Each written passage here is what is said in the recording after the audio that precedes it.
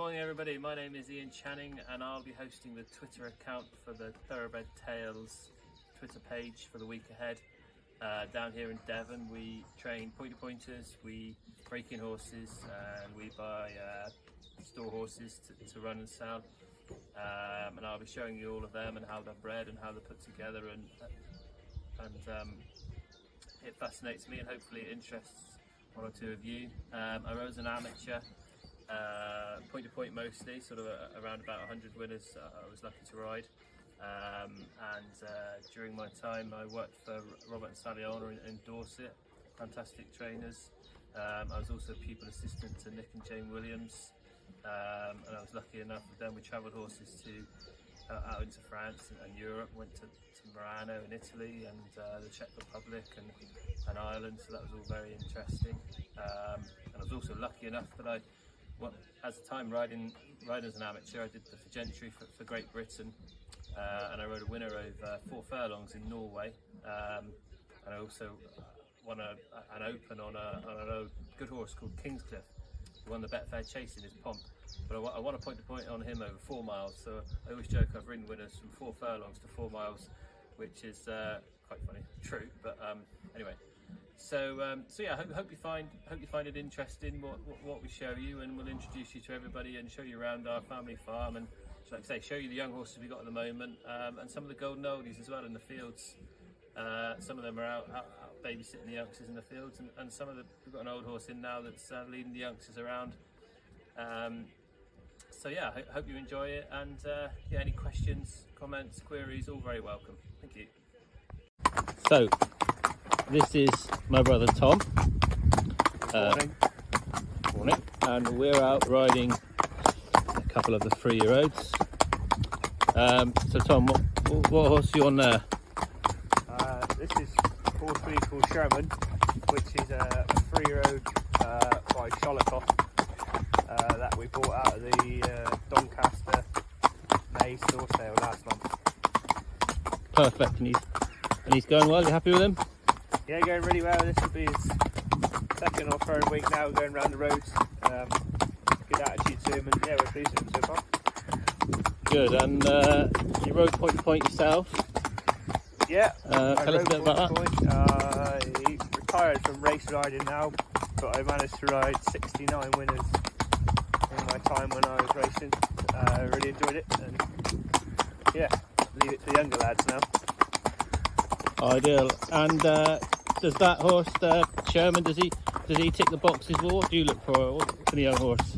Yeah, when we go to sales, we look for an athletic type of horse that we can see running as a 4-year-old, and that will go on and hopefully do the job for the national hunt trainer. Then they have to be nice and straight, so they're sellable again. But no, we're pleased with this one and the one Ian's on there as well. So. Perfect. We're lucky here to have plenty of quiet lanes. We can pack them around without having to worry about too much traffic and different things going on. So yeah, these old lanes, they come in useful for getting the youngsters sort of hacking about. So here's my wife Beth, who's also our farrier. It's quite handy. Just shoeing one of the horses that's just come back in. This is a big horse, big 4-year-old by Okavango. He's gorgeous.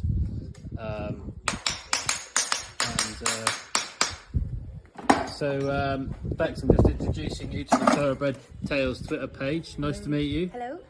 Ideal. And so what, we're putting heavy shoes on this lad. Yeah, Copper's just come back in from the field. He has, they all tend to have light steels when they come back in to do their road work, and then aluminiums to run. So he's just coming in to get going. So we've put his light steels on today. Okay, so not everybody would know what's in the back of a farrier's vehicle, but we can find out. Right, let's start with this. What's this? That's what you call a forge. It's fueled by gas, and you use that to heat up the shoe so that you can shape it to as required for the horse's foot. To get a better fit as such. Yeah. Right. Okay. And what's this? Some sort of sanding machine? This is a grinder you use to safe off the edges of a shoe. You just chamfer off the edges, what we call safing, to stop any strike injuries or brushing. If horses knock into each other, everything's safed off and smoothed. Perfect. And this heavy looking piece of equipment? That's my anvil, which you use to forge the shoe on. Forge the shoe, what sort of bash it, for want of a better word? Bash it, yeah, you use a hammer and shape it, I suppose. yeah, you shape it as you need to. And there's your box of hammers and files. These are my shoeing tools. You've got a rasp, which you use to for trimming and finishing. Clenching tongs used for clenching over the nails once you've nailed on the shoe. Pull off, taking off your shoe. We've got a buffer. Shoeing nails, I don't suppose anybody... let's have a closer look at Nails, so we actually have two types of nails. These are copper coated, which are for antibacterial purposes. Oh right, that's interesting. I didn't know that. Use them more on thoroughbreds or weaker type feet. Yeah. The other type is a steel shoe, steel nail, which is obviously So he's got a square head on them. Standard, and Any difference? chamfered edge. Chamfered edge, look. Perfect. And the dogs absolutely love the hoof filings. Well, that's the first day done, and we're just finishing up. This is a 2-year-old. Bex has just groomed him over and he's in to be broken in. I'll go into these in much more detail later on in the week, but that's the Ocker Van Gogh. He's by Castle to Burley. You can see them all tucking into their hay, walking the park. Sherman, as we call him, we saw him out riding earlier on. He's by Sholokov. So yeah, good night from me, and more of the same tomorrow. This horse here, he's about to be ridden out, and he's wearing what they call a bungee, which is elasticated from the bit down to the fixes onto the girth, and this just gets this particular horse just to drop his head and work in a slightly better outline. It's just encouraging, the horse to use the correct technique. Okay, so breaking in horses, even though the term breaking in is a little bit misleading and probably a bit outdated, what we mean is starting young horses, starting their education. So where do we start from? So the first thing we do is put a bit in their mouth, and this is called a mouthing bit or a breaking bit. And it's got these keys there, which encourages the horse to mouth and chew and accept the bit, and just have a play about with the bit, and accept it and be comfortable with it. And we've got these rubber donuts on here on the sides for extra comfort. Okay, so I've got a 2-year-old here that's halter broken, so she's got a head collar on. She's been moved from paddock to paddock, so she's been led about a bit with the head collar and wormed and vaccinated, but nothing more. So this is where it begins. So I'll go. Good girl. Go.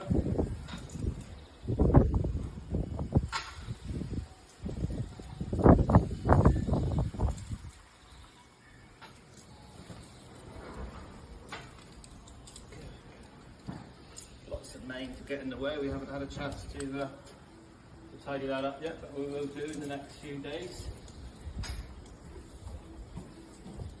Good girl.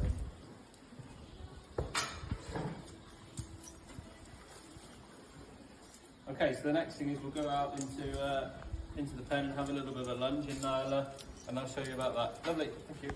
We are out here in the lunge pen, or in the school.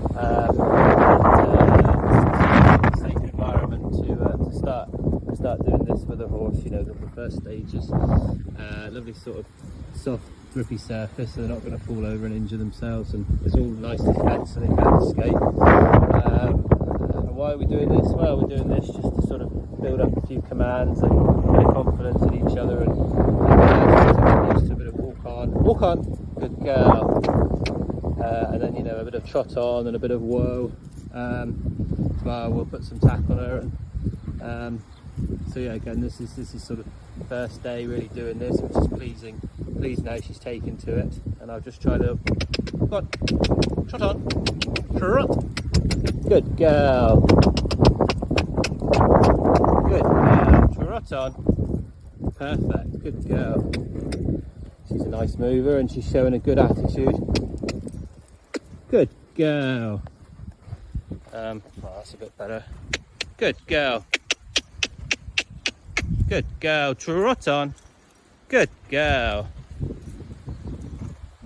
Just letting her wind down here and relax, and you can see she's having a play with that bit that I described earlier, so that's good girl.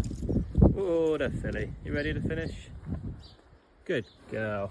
Oh, the filly. Good girl. 3-year-old.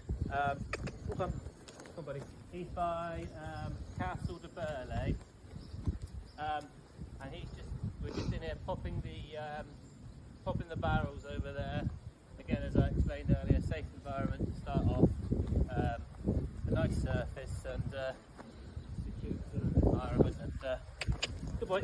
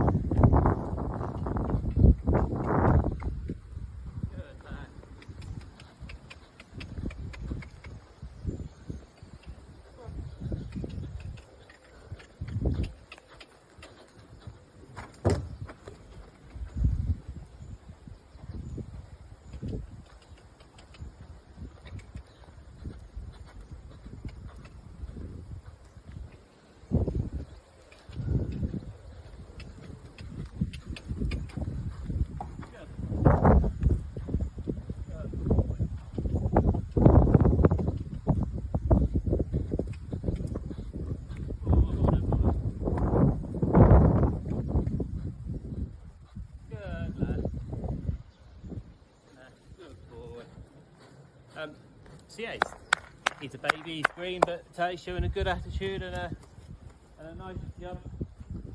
Like I say, he's a 3-year-old by Castle de Burley. We bought at the store sale there a month ago. Okay, people, I thought it'd be really interesting to show you my my bits, my horse bits, that is.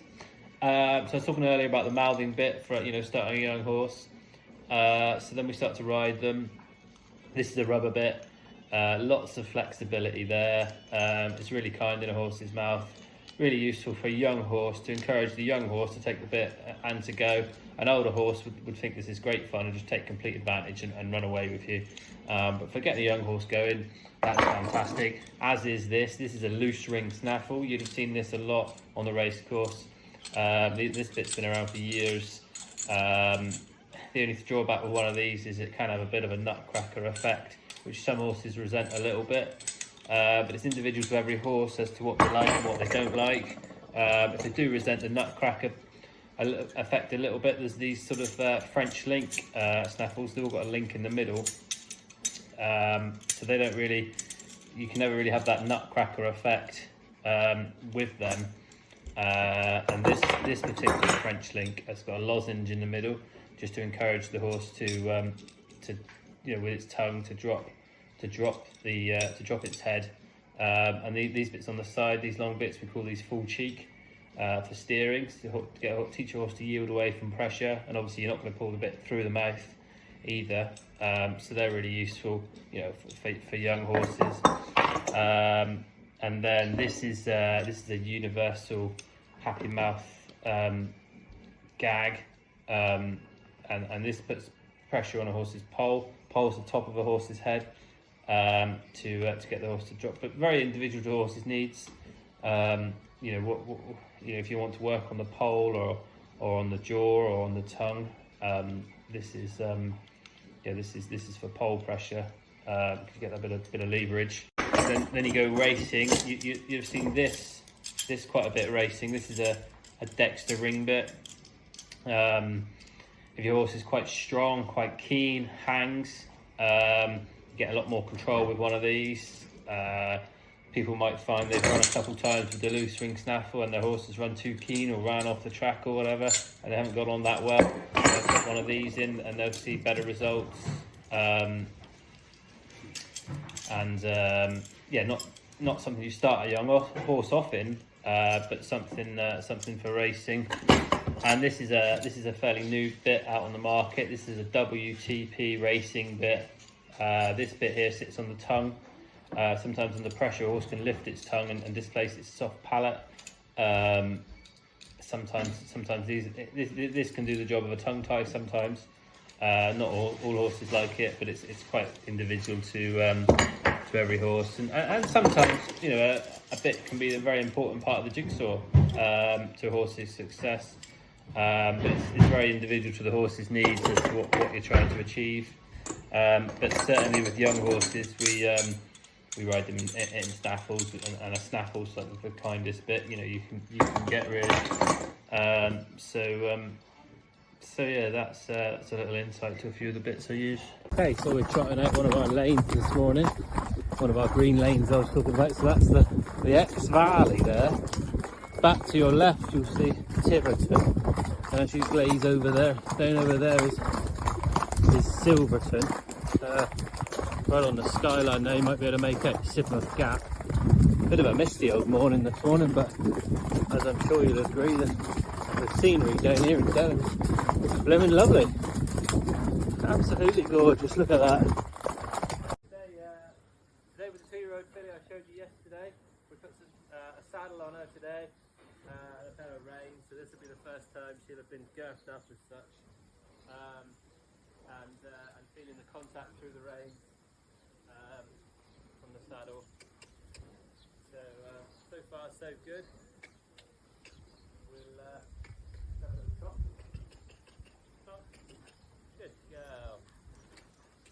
Good girl. Good girl.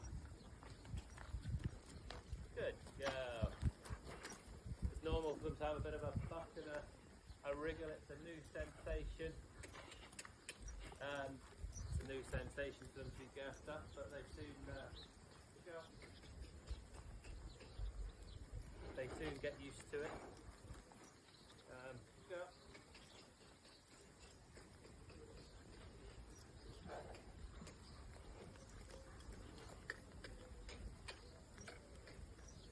Good girl. Perfect, yeah, that'll do, thank you. Okay, so we're out here on last lot. If I start right out there, that would be towards Tiverton, utterly in the dip. That's Silverton, straight ahead there, and that would be Dunsmore, just behind that field of white vegetables.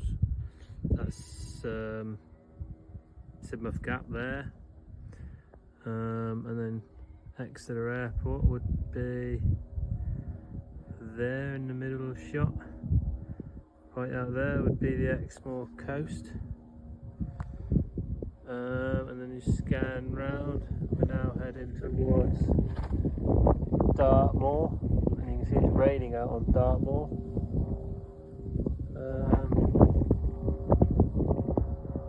Yeah, that's what we call down through here the X Valley, and it goes right out to Exmouth. Okay, so I've got a 2-year-old here that we're about to measure the height of. Be really interesting to see how he grows over the winter. We measure horses in hands. You think in hands, what are they?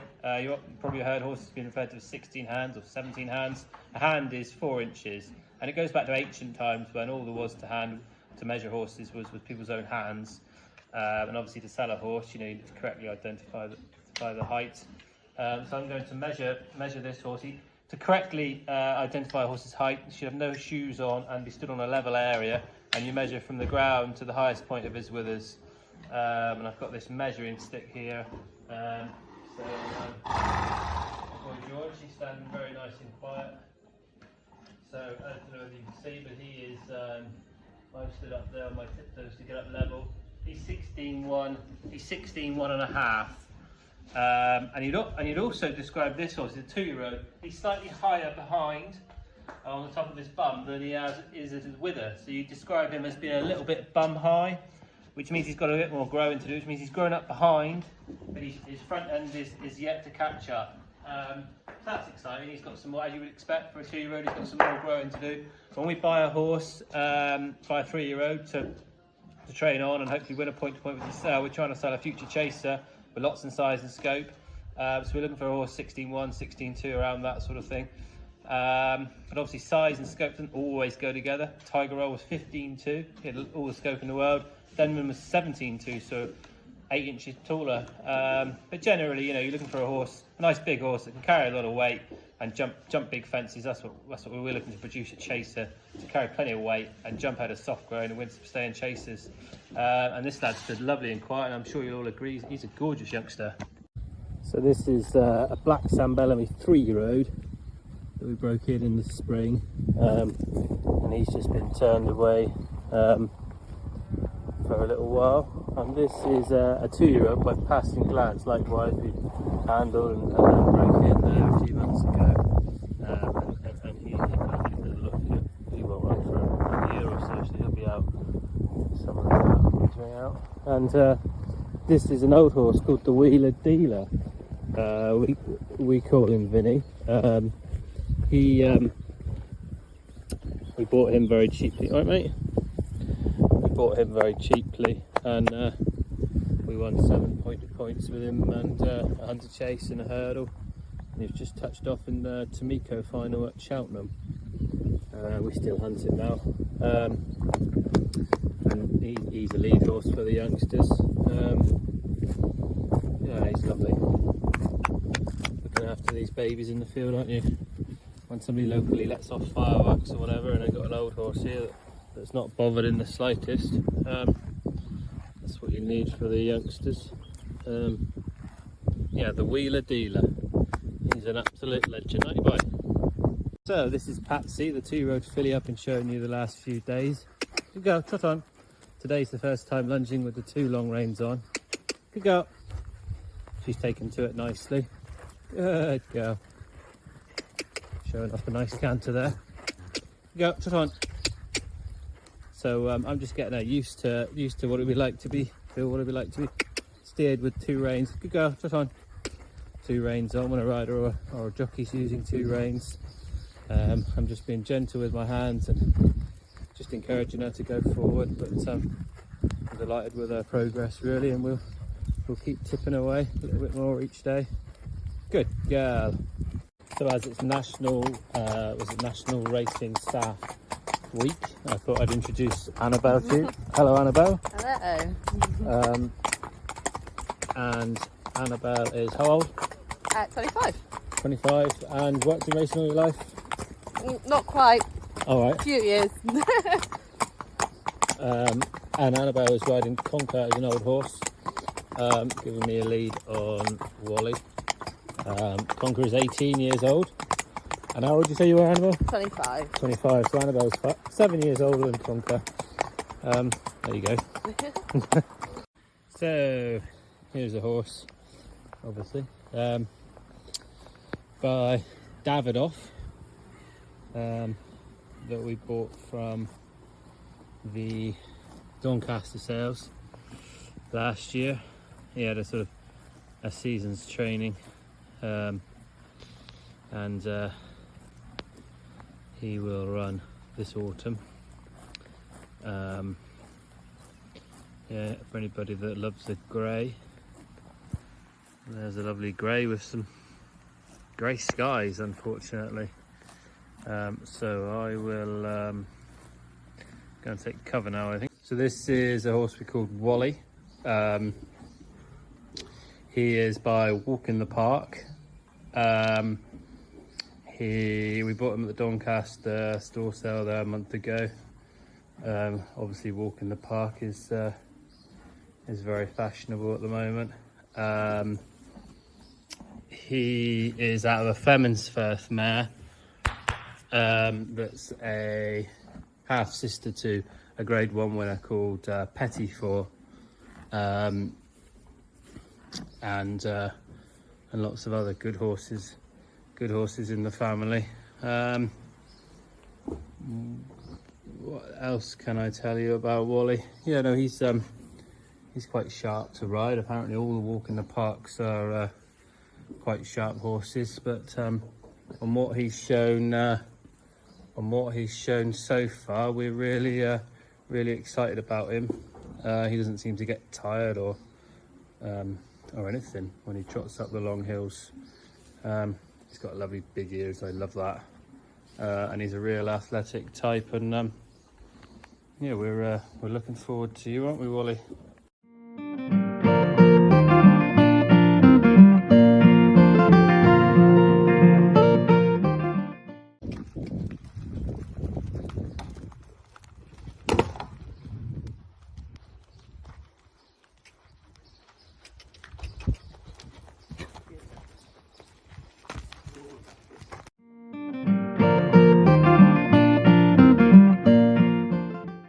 So I was going to show you a little bit about the jumps we jump. So obviously we've got the blue barrels, you can see them, classic blue barrels, they're lovely and round. Really encourage a young horse to round its back, and that's what gets them started. And we've got poles as well. And then these things, these are called Easy Fix hurdles. And as times have changed and moved on, they've become a lot safer, obviously, for horses and riders, which is great. So this in the bottom, this is just solid rubber. It's really soft, and this here is some sort of like astroturfy thing. But in behind that is just a soft rubber board, so it doesn't shatter, it doesn't break, but most importantly, it's most forgiving if a horse happens to hit it. And this is in the top. It looks like real birch, you know, from the trees, but it's not. It's actually synthetic birch, which obviously doesn't splinter and is all rounded off on the edges, so you can, you know, horse can quite happily brush through that. And obviously they come in these little sections, and they're quite easy to move around.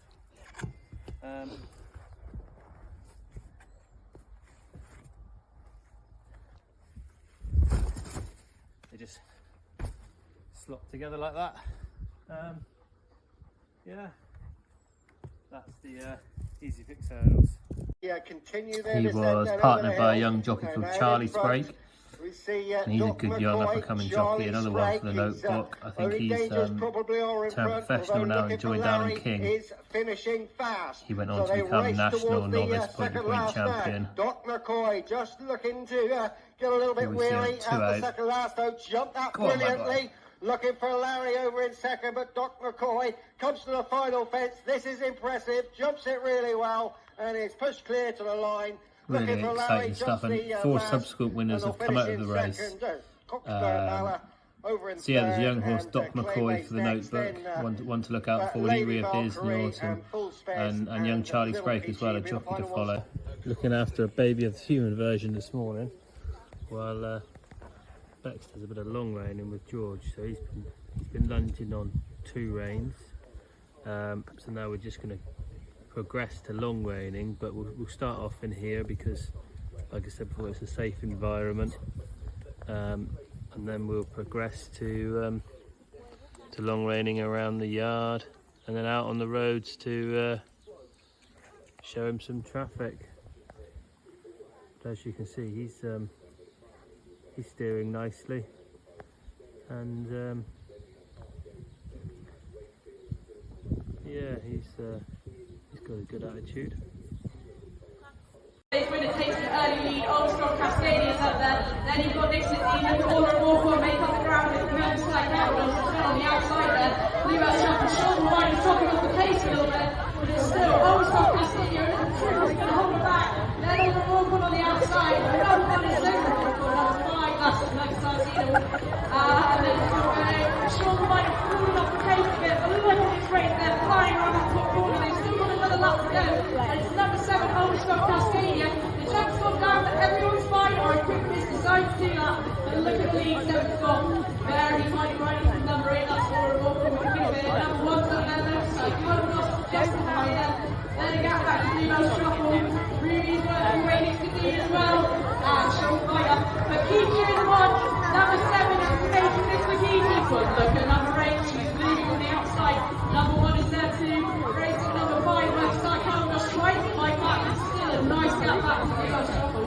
But these top 4 have loads cleared. And I think it's going to be a win for number 7. It's certainly going to be tight. It looks like number 7, number 8, number 1, then number 5, number 19, and that there is literally. Okay, so this is a couple of youngsters I turned out this morning, and I'm just going back this evening just to check they're okay. No, haven't kicked each other or anything. Right. That brings an end to my hosting for the week. I hope you've all enjoyed it. I certainly have, and yeah, it's just been a little insight into what we do and how we do it and why we do it. Yeah, boy. So yeah, good luck everybody, and thank you.